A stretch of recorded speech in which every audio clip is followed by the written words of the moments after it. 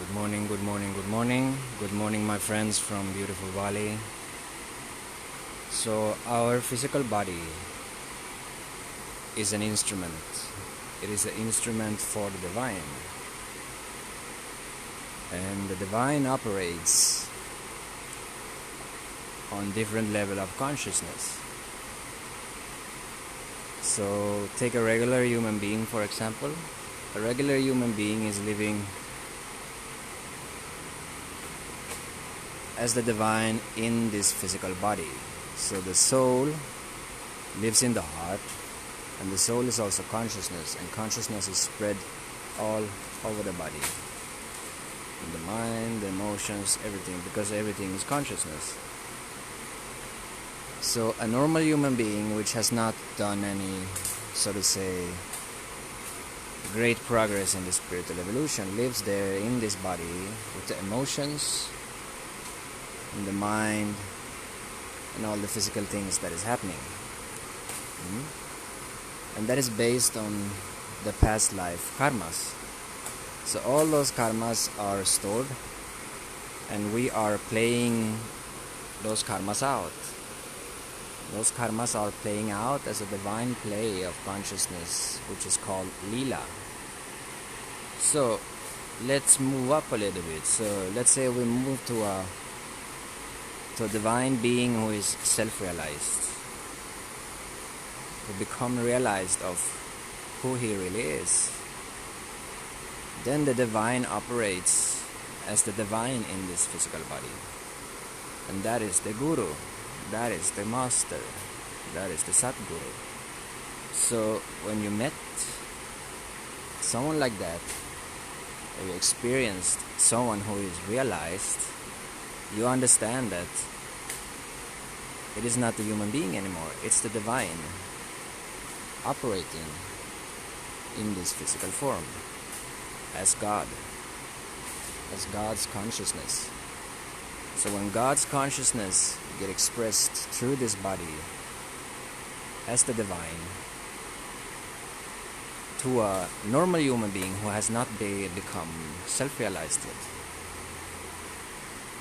that energy will help that person to remove ignorance and darkness. So Guru means transform darkness into light.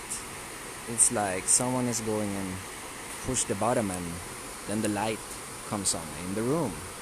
So then there is light. So at the depth of your core there is consciousness. And this consciousness, when you close your eyes,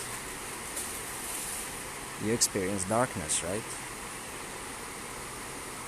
But the consciousness within you turns on the light so you can experience this darkness.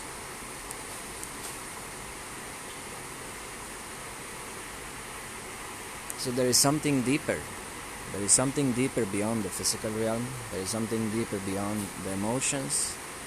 There is something deeper beyond the mind. So when we practice meditation, we do our mantras and we do our spiritual exercises, we move and we transcend beyond the mind. So we can have a glimpse, taste of this nectar of the divine, of the master within ourselves. Because the master lives in each one of us.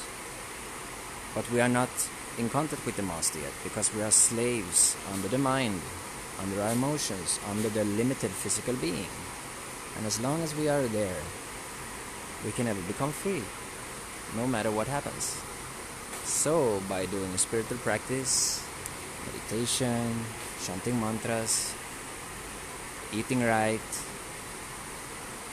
then you can have a glimpse, you can have a taste of this divinity within you. And when that becomes or stabilizes in yourself, you become self-realized. And then you move into another higher perspective. You become God-realized. You are totally pure in the divine with God. So now we have a concept of God. God is everything, God is Allah, God is Krishna, God is Christ, God is this, God is that, right? But that is just a concept. Have we really experienced it? If you have experienced God, you know.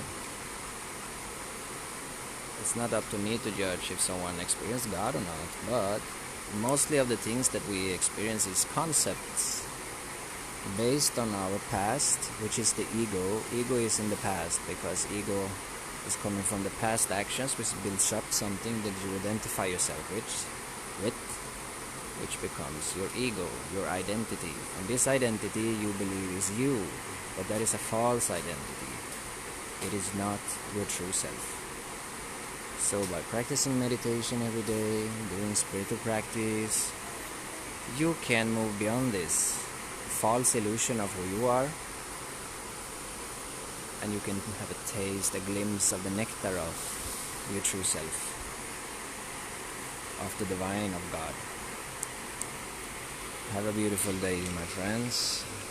Om Namah Shivaya.